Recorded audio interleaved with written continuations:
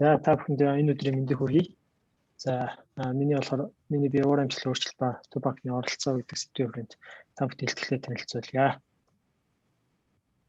За агуулгын өрөөнд ерөөхдөө 5 бүлгээс бүрдэж байгаа. Тэгэхээр удирдах, тэгээд санхүүгийн салбарт уур амьсгалын өөрчлөлт ерөөхдөө яаж нөлөөлж байгаа юм бэ? Үүний эсрэг төв банкуд ямар бодлогын арга хэмжээ хэрэгжүүлж байгаа. Тэгээд Монгол улсын одоо ногоон зээлийн статистик тэрний үзүүлэлт ямар хөө төвшөнд байна болов. Тэгээд төсөлтөнд дүгнэлттэй танилцуулнаа. За эхлээд за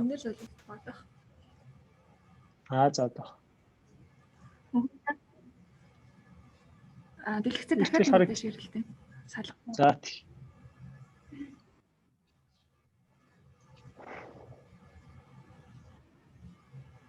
За одоо яаж ах шүү? За байж байгаарай. Тэгэхээр чиний нөгөө харуулсан юм чинь салфахгүй хурцын тэгээд яваад байна томлцсон дээр. Хүмүүсийн компьютер дээр бол харагдаад байна. Одоо болсон. За болчихлоо. Басна тэ. За ингээ энэ агуулгын хүрээнд ярина. За эхлээ юуны өмнө уур амьсгалын өөрчлөлтөд ямар хүн нөлөө уур амьсгалтай холбоотой ихэд гол тоо мэдээллүүдийг ерөнхийдөө танилцуулъя. За эхнийх нь болохоор энэ бол уур амьсгалын өөрчлөлтийг дагаад дэлхийн дундаж температур ерөнхийдөө сүүлийн жилүүдэд өссөн байна гэдэг нь эндээс харагдаж байгаа. За эндээс ингээ харах юм бол энэ болохоор эхний график нь болохоор дэлхийн дундаж температур 1850-аас 1990 он буюу аюул төр өмнөх үеийнтэй харьцуулахад сүүлийн 10 жилийн дундаж хэм ерөнхийдөө 1.109 градусаар өссөн байна. За манай орны хувьд яг ямар байна вэ гэдэг болохоор энэ зургийг хөдөө байгаль орчны нэг тайлангаас авсан байна. Тэгээд үн дээрээс харахад болохоор яг сүүлийн 80 жил буюу яг 60-аас 70 оны дундажтай харьцуулах юм бол манайх 50-аас 70 оноор харьцуулах юм бол сүүлийн 80 жил 225 градусаар дулаарсан буюу дэлхийн дунджаас 2 дахин их байгаад байгаа манай улсын хувьд. За дараагийнх нь болохоор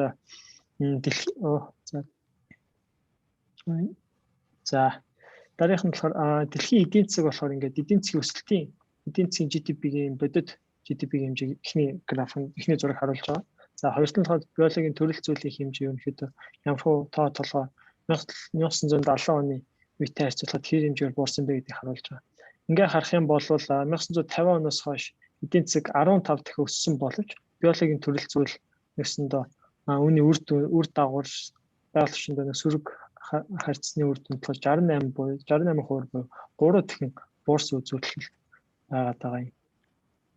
Мөн болохоор за ингэж байгалийн төрөл зүйл гэхээр ингэж бусдаж үгүй болоод экологийн тэнцвэртэй байдал алдагснаас хамаарат байгалийн гамшигт үзэгдлийн тоо огцон нэмэгдэж өссөн байна.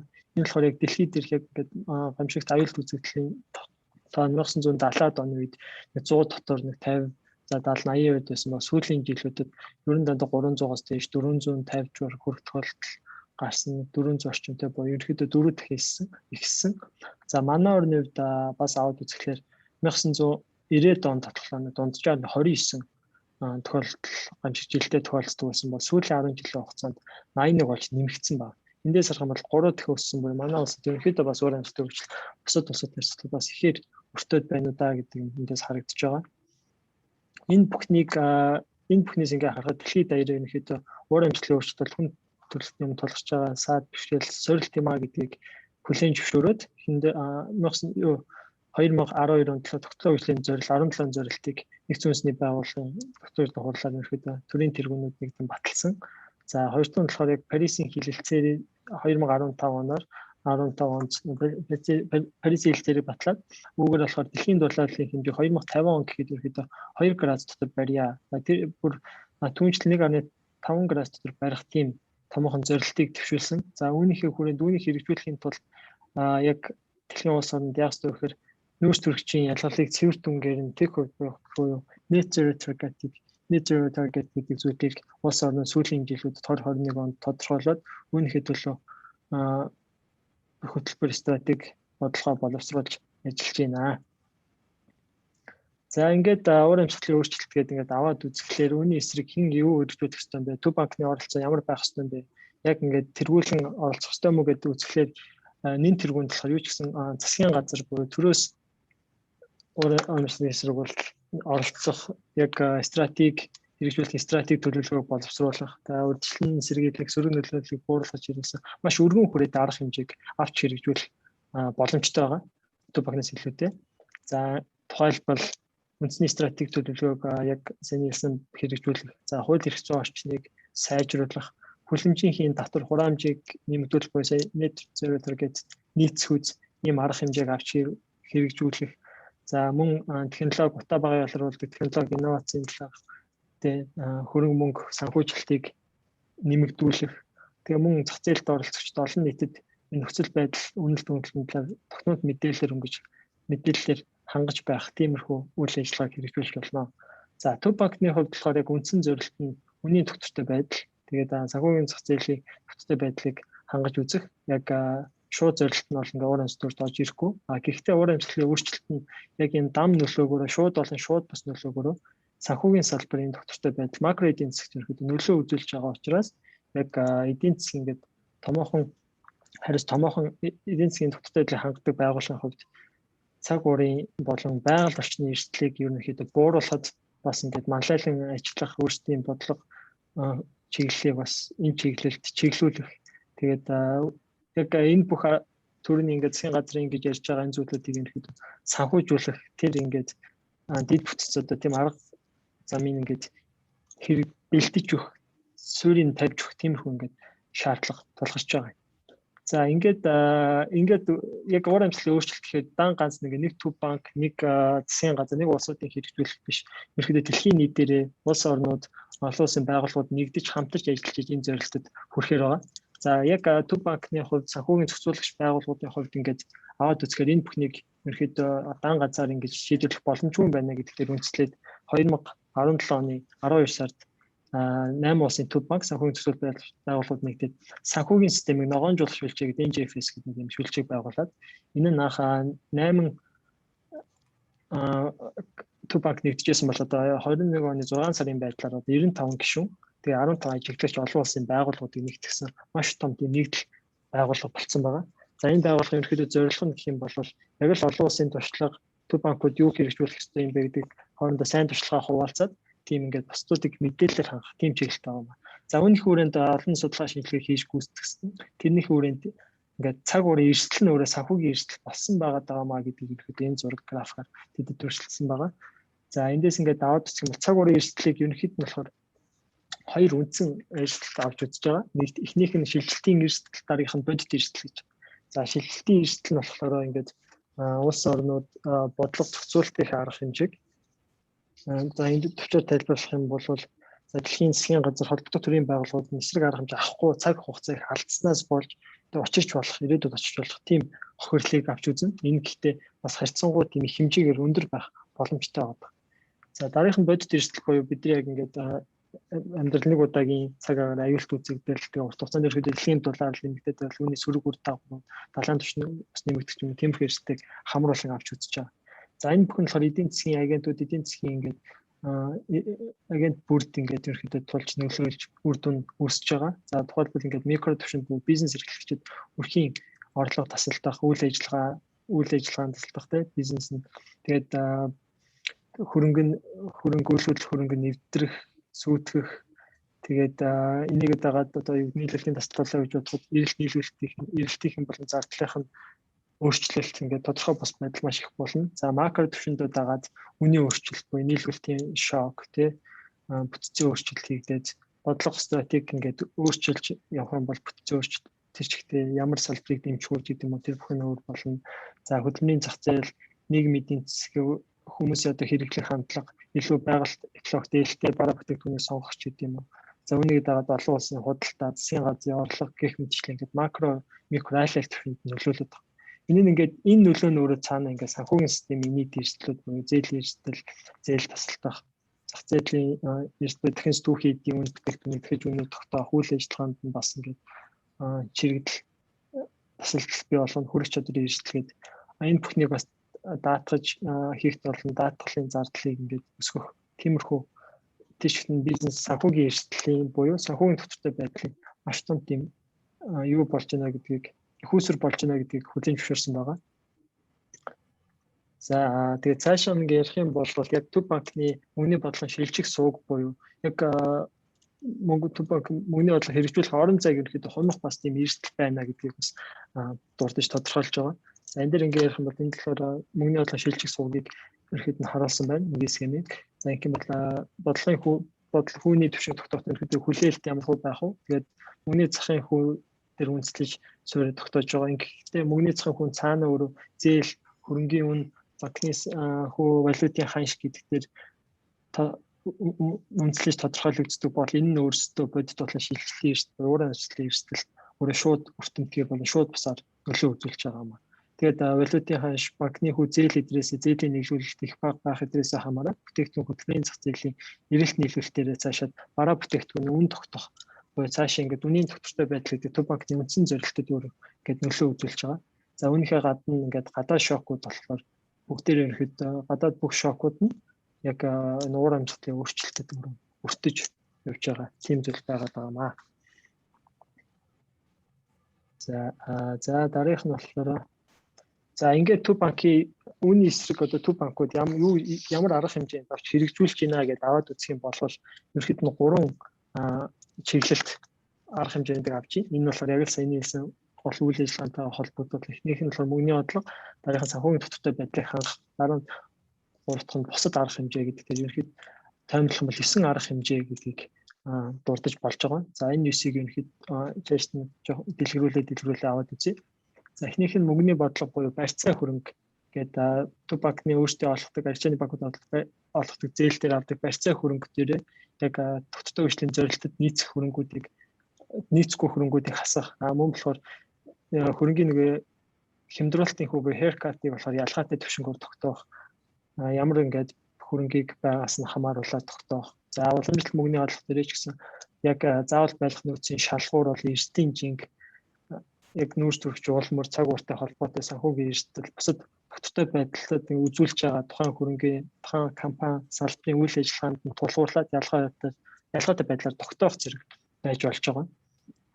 За мөн яг уламжлалт бас мөнгөний бодлого сүүлийн ковидын үед одоо ингээд төв банкуд хөрөнгийн худалдаа авалт буюу мөнгөний бодлогод хэрэгжүүлж байгаа. Үүн дээр болохоор яг нүүрс төрөгч их ялгаруулдаг ийм хөрөнгийг авахгүй байх. Тэгээд их хвчлэн ногоон бонд худалдаж авах гэх мэт арга хэмжээнд авч бодлоо. За нээлтийн засгийн үйл ажиллагаанд ч гэсэн яг хөрөнгийн ангиллал дээр салбараас нь хамаарат зээлийн хүүг харилцаа ялгаатай тогтоох. За зээлийн хэмжээнд дээр ч гэсэн их бага хэмжээгээр тогтоох тиймэрхүү арга хэмжээнүүдийг хэрэгжүүлж болно. За тогтвортой байдлын микро санхүүгийн тогтвортой байдал бол макро микро гэсэн хоёр бодлогын арга хэрэгслүүдийг тухай бүр нь яг эдгээрийг арга хэрэгслүүдэд уур амьсгалын өөрчлөлт буюу яг нүүрс төрөгч их бага ялгаруулдаг тэр бараа бүтээгдэхүүн дээр үндэслэн ялгаатай байдлаар тогтоох гэж байна. За үүнийхээ микро дээр навж үзэх юм бол яг энэ эрсдлүүд нь тухайн аж ахуйн нэгжид яг ямар байгаа юм бэ? Тэр эрсдлийг ерөөхдөө тоцдог стресс тестийг боловсруулад хэр их эрсдэл энэ аж ахуйн нэгжид учрах юм бэ гэдгийг ерөөхдөө тооцдог тийм арга зүйг боловсруулах шаардлага тулгарч байгаа. За үүн дээр үндэслээд эрсдлийн менежмент үүн дээр үндэслээд хэн шалгалтын тогтолцоогоо сайжруулах гэдэг өөрсдийн арга зүйг бас сайжруулах тийм хэрэгцээ тулгарч байгаа. За энэ хурцлаа. За макро зохистой бодлогын үед яг ингээд өршлөгсөрсөн бодлогын эрсдлүүдийн хэрэгжүүлэхдээ бас л яг салбарын онцлог хөрөнгөөс нь хамааралаа энэ бүхний хийх шаардлага гарч байгаамаа.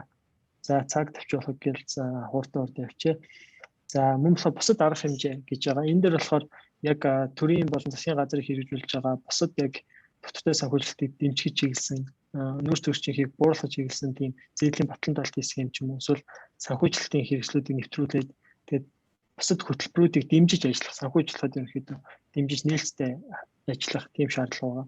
За өөрсдийн төв банкны хөрөнгөт ч гэсэн уур амьсгалын санхүүгийн эрсдлийн багцыг талаар тодруулаад үүнийхээ талаар бусдад олон нийтэд нээлттэй байлаад тайлгнаснараа дараагийн ингэж аж ахуйн нэгжүүдэд төлөв жишээ болж ингэж манлайлал оролцох тийм боломжтой байгаа. Багцын менежментийн өөрсдийн зарчимдаа ч гэсэн яг уур амьсгалын гэдэг энэ зарчмыг шинээр тусгаж боловсруулах. За үүнийхээ хүрээнд яг тогтвортой санхүүжилтийг дэмжих буюу одоо энэ бодлого стратегийн нэвд дэмжиж ажиллах буюу мөн олон нийтэд мэдээллээр хангаж тэгж ажиллах шаардлага тийм их арга хэмжээнд хэрэгжүүлэх болж байна. За ингээд эндээс жишээ болоод ерөөхдөө нэг сайн туршлага болоод Хятадын ардын банк бол Хятадын ардын банк Бангладеш банкны талаар нэг танилцуулъя. За Хятадын ардын банк болохоор 14 онд ерөөхдөө 3-аас 12 сарын хугацаатай дунд хугацаанд тийм өрийн хэрэгслийг нэвтрүүлсэн байгаа. За энэ өрийн хэрэгслийг анх болохоор 18 онд яадаг гэсэн бохор барьцаа өрөнгө нь болохоор яг засгийн газрын үнэт цаас буюу ямар ч эрсдэлгүй орон нутгийн засгийн газрын үр төлбөр төв банкны үнэт цаас ч гэдэг юм. Эсвэл 3А үнэлгээтэй аж ахуйн нэгжүүдийн бондыг л зөвхөн барьцаалаад ийм зээлийг авах боломжтой байсан бол 18 оны 6 сараас эхлээд 3 өөрчлөлт оруулсан байна. Журамдаа. За эхнийх нь болохоор ногоон бонд, жижиг дунд болох хөдөө аж ахуйн корпорациудын бондыг оруулсан. За мөн яг 4 аж ахуйн нэгжийн үнэлгээг нь 3-аас 2А болгон бууруулад тэгээд яг дахиад өөрийн хөрөнгийн шаардлага гэдгээр нэгдүгээр зэргийн барьцаа хөрөнгөд жижиг дундын бонд бол ийм ногоон бонд бол ногоон зээлийг болохоор ерөнхийдөө барьцаа хөрөнгөд нь багтааж авах тийм заалтуудыг нэмсэн байна. Үүнийхээ хүрээнд болохоор нийт 400-аас 600 тэрбум яан буюу 80 тэрбум ам доллартай дүүцхүүц тийм барьцаалах нийт хөрөнгө нэмэгдсэн. Ингэснээр яг жижиг Хятадын дотоодын ингээд жижиг зах дунд санхүүгийн байгууллагууд ингээд компани аж ахуйн нэгжүүд тулгардаг барьцаа хөрөнгийн хомсдлын ерөнхийдөө сулруулад үйл ажиллагааг дэмжиж чадсан байна. За Бангладеш улсын хувьд болохоор яг өөрсдөө болохоор далайн эрэг орчмоор амьдардаг. Тэгээд газар нутгийн ерөөхдөө ингээд үеэрт автах циклон ингээд хас салхи шуурх өртөх эрсдэл их өндөр байдаг учраас улсын хувьд ерөөхдөө аль 2010 оноос эхлэн хэтийн төлөвлөгөө улс орныхоо хэтийн төлөвлөгөө үйл ажиллагаанд яг ийм уур амьсгалын өөрчлөлт ногоон санхүүжилтийн үйл ажиллагааг оруулж ирсэн байна. За яг санхүүгийн төстэй байдал яг тусгацсан үндсэн зал биш ч гэсэн ерөөхдөө ногоон санхүүгийн системийг зохицуулахад маш олон бодлого хэмжээг авч хэрэгжүүлж байгаа. За эхлээд ногоон санхүүжилтийн систем гэдэг зүйлийг машинээр бий болгоод энэ болохоор яг зорилтод яг энэ чиглэлд гэсэн үйл ажиллагаа хийх зорилтод бүлэгт банк санхүүгийн байгууллагад амжилт бага хөнгөлөлтэй зэдлэг олгодог юм шугам байна. Анх 2009 онд эхлүүлээ зөвхөн одоо нарны эрчим хүч, биогаз, бохор ус зөвлөх гээд байгаль орчин дээдлэлтэй иймэрхүү үйл ажиллагаанд зээл олгож байсан бол одоо багаар нэмсээр өргөжинд хэлсээр байгаа 9 бүлгийн одоо 55 нэр төрлийн бүтээгдэхүүнийг оруулдаг болсон гэж байна.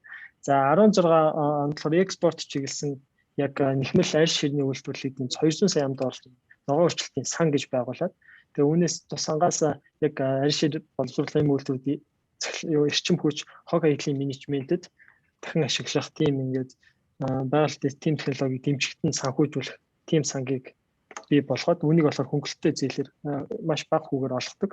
За 19 оноос нэмээд яг зөвхөн нэхмэл арьс шир байсан бол бүх экспорт чиглэсэн салбарыг дэмжиж тэгээд 4 сар дээрх нэмэлт сан байгуулсан байна. Тэгээд яг Европын долларын сан байсан бол еврогийн нэмэлт сан байгуулгаад энэ бүхнийг еврогийн сан болохоор экспортоос нэмээд импортыг орлох боломжтой бараа бүтээгдэхүүнд олгодог зээлийн системийг ингэж бүрдүүлсэн байна. За энэ бүхнийг ингээд даваад үзэхээр улс орнуудад хэрэгжүүлэх ингээд боломж ямар байна, амархан байна уу гэх бас ингээд шууд тодорхойлох боломжтой гэвэл аюу хүндрэлтэй. Тэгээд NGFS-ээс ерөнхийдөө нэг төв банкуудыг яг ингээд дур амжилтын өөрсдийнхөө ингээд үйл ажиллагаа хүрээн бодлогын стратеги тусахыг гэвэл ерөнхийдөө дараах 4 зүйлийг анхаарч үзэж дараах 4 зүйлийг тодорхойлсныхаа үндсэн дээр хэрэгжүүлэх урт үнэтэй юм гэсэн зөвлөмж гаргасан байна. За эхнийх нь стратеги буюу яг тухайн улсынхын төв банк тухайн улсын онцлог нөхцөл байдлаас хамаарат яг уур амьсгалын өөрчлөлтийг хэрхэн тодорхойлох юм бэ? Тэгээд төв банк үүнд болохоор яг ямар арга хэмжээ үзүүлэх болох юм бэ гэдгийг нарийн төлөвлөгөө судалгаа шинжилгээний нэртэй хийж гүйцэтгэх байгаа. За үүнийхээ үндсэн дээр шууд одоо яаралтай арга хэмжээ авч хэрэгжүүлэх, эсвэл хэрэгжүүлэх боломжтой арга хэмжээнүүдийг эрсдлийн наривчлсан үнэлгээ ерөөдөө хийж гүйцэтгээд яг аль нь юм бэ жоохон тодорхой ингээд хугацаа зарцуулах уу, эсвэл ингээд шууд хэрэгжүүлэх үү гэдэг тэрийг шийднэ. Үүнийг шийдэхдээ яах ёстой вэ гэхлээр яг одоо байгаа хэмжигдэхүүн одоо тоо мэдээлэл өгөгдөл нь хүрэхээр байна, ашиглагдаж болохоор байна. Нэмэлтээр тоо өгөгдөл мэдээллийг цуглуулах шаардлагатай байгаа эсэхийг тодорхойлоод за үүнийхээ үндсэн дээр ингээд эрсдлийг арга хэмжээнүүдийг боловсруулж тодорхойлох шаардлагатай юм а гэдэг тодорхойлвол илүү үр дүнтэй бас ингээд зөв яг үр дүнтэй байх боломжтой юм а гэж үзсэн байна. За манай улсын ногоон санхүүжилт, ногоон зээлүүд ямар байна вэ гэдээ аваад үзэх юм бол яг 2019 оны 12 сард Монгол Улсын ногоон таксономи буюу яг англи зүг яг боловсруулсан байгаа. Ерөнхийдөө 8 дэс салбарын эдгээр салбарт олгогдсон зээлийг ерөнхийдөө ногоон таксономи, ногоон зээл гэдэг тодорхойлно гэдэг. Яг ямарыг тодорхойлсон байл гэсэн арга зүйн гарын юу баримтчиг баталсан. За үүнээр үндэслээд 2019 оны 4-р сар 20 оны эхнээс ахгуулаад ногоон зээлийн үлдэгдэл гэдэг арилжааны банкуудын зээлээс нэрхэд тусны ялгаж харж болдог болсон байна. За эндээс ингээ харах юм бол анх ингээд авч ихсэн үед 19 оны ихэнх 450 тэрбум хамт төгрөг буюу нийт зээлийн ихэд 2.5 орчим хувийг эзэлжсэн байна. За үүнээс хойш ингээд тасралтгүй буурсаар байгаа. Одоо 21 оны 2 дугаар үлгэр буюу хамгийн эцсийн байдлаар болохоор 348.8 тэрбум буюу нийт зээлийн 1.8 хувийг эзэлж байгаа. Тэгээ ингээд бууж байгаа 1.8 2 хүрхгүй үдэн ирэхэд юм хангалтгүй үзүүлэлт болоод байгаа. Тэгээд энэ одоо би буусны гол шалтгаан одоо яг ковид цар тахал гарсантай холбоотойгоор зээлийн нийлүүлэлт хөнгөцсөн арилжааны банкуд үйл ажиллагаа ирэхэд ингэж буурсантай холбоотойгоор бас буурсан байх гэж бодож байгаа. Гэтэ энэс харахад цаашдаа илүү ногоон зээлийн хэмжээг нэмэгдүүлэхэд чиглэх арга хэмжээг сайжруулах шаардлагатай гэдэг эндээс харагдаж байгаа. За тэгээд энийг дотор нь ингээд англиар наваад үзэх юм бол хувийн хөвшилх юм бол нийт зээлийн 95.7% буюу 338 тэрбум төгрөгийг эзэлж байгаа. Дотроос нь англиар наваад юм бол гол зээлүүд нь болохоор доктортой хөдөө аж ахуй, ноосны олонны чиглэлд олгогдсон болон ногоон барилга, эрчим хүчний хэмнэлттэй барилга байгууламжийг нэмж байгуулах. Тэгээд доктортой саятлын хэрэглээ гэдэгт аж ахуйн нэгж тоолгосон байна. За иргэдийн хувьд болохоор дөнгөж 15 тэрбум буюу нийт зээлийн 4.3%-ийг эзэлж байгаа. За үүнийх нь талаас их нь карбон баг тээвэр буюу цахилгаан автомашины зээл дэвшивчлэн олгогдсон зээлүүд эзэлж байгаамаа. За энэ бүхнээс ингээд дүгнээд аваад үзэх юм бол цаг гэлц сургууль хэлчих. Аваад үзэх юм бол уур амьсгалын өөрчлөлтөнд тулгарч байгаа том асуудал болж байна. За Монгол улс өвдөж гисэн бусад дэлхийн бусад улсад дунджаас ирэхэд дээгүүр экосистемийн тэнцвэргүй байдал алдуулж байгаль орчныг дороотуулаад эдийн засгт ирэхэд сөрөг нөлөөг үзүүлсээр ирсээр байна. За үүнийг болохоор Төв банк бас өөрсдийн мөнгөний бодлого шилжих сургууль энэ нь өөрөө санхүүгийн системд доктортой байдал шинэ хүсрүүлээд эрсдлийг хуримтлуулад сөрөг нөлөөг бий болгож байгаа учраас Төв банк санхүүгийн цэцүүлэгч байгууллагын хувьд өөрсдийнхөө арга хэмжээнд үүнийг тусгаж зөвөр хэрэгжүүлэх шаардлага тулгараад байна. Тэгээд түрүүнд дурдсан нэг 3 үндсэн чиглэлд бусад төв банкуд үйл ажиллагааг арга хэмжээ авч байна. Мөнгөний бодлого, санхүүгийн доктортой байдал болон бусад бодлогод. Тэгээд нэг жилийн хугацаанд авч үзэх юм бол тийм сайн ингээд ярьсан нэг жил хагасны хугацаанд 30% ерөнхийдөө манай ногоон зээлийн үлдэгдэл буурсан байна. Нийт 2%. За ийм болохоор яг Төв банк, Монгол банк өөрсдийн арга хэмжээг яг ингээд олон улсын туршлага, сайн туршлагууд үндэслээд бодлого стратеги төлөвлөгөөгөө боловсруулаад хэрэгжүүлэх чухал шаардлагатай байна гэж үзэж байгаамаа. За та бүхэндээ баярлалаа анхаарлаа.